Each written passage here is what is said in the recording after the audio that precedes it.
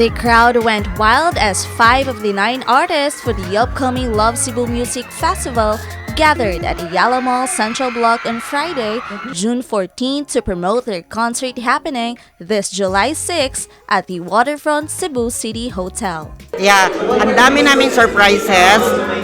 Lahat sila, pati si JK, nag-prepare talaga si JK ng mga songs, Visayas, yung mga first na ilalabas nila dito. So lahat, everybody talaga are preparing for this.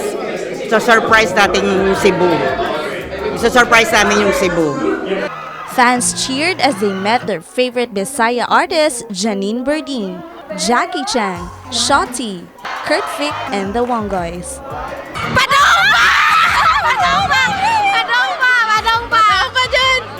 The artists promised their supporters a show like no other, and they also gave hints on what to expect at the upcoming music festival. Kita ang headline, kita na sa, diba? Kita na sa ang mutingog. So yeah, expect a lot of surprises, and for sure, gipangandaman din among tanan.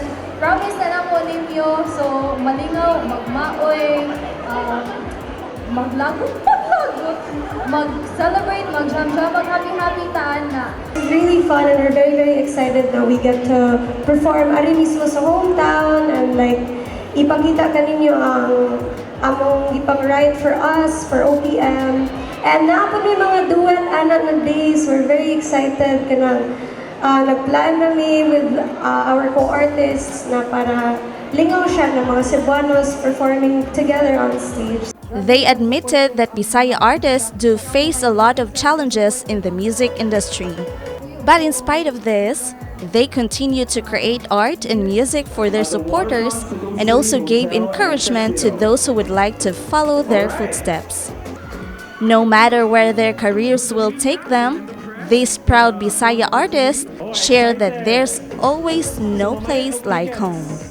Huge honor and very, very important yun na event kay kunya Cebuanos jud tanan sa usa ka music fest. So we're super proud na naano to sa point na we're celebrating local music, and we're very happy to be a part of it. So may tag mo join mo na mo, we're gonna have so much fun. Mura na mi gadua-dua kay nagabot mi mga Bisaya. Lahi ba jud basta kuan di ba mga Bisaya jud magkaoban. So yeah, excited lang jud kay ming tanan. Lipay kay ko nga nakatapok mi og usa ka event, ug dili lang kay usa ka event for series of events like a press con, and then I'm sure there will be other gatherings. Exciting kayo to be part of this group of Cebuano artists.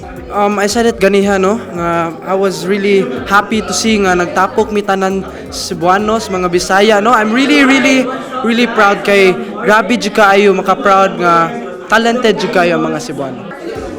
Lingaw. Muramig nag-unsa. Honestly, muramig nagtambay. Right, together. like on a bigger stage. On a bigger stage. Their friend man. So, puro na mo mga amiga pod, and excited na mo tukar with them. So.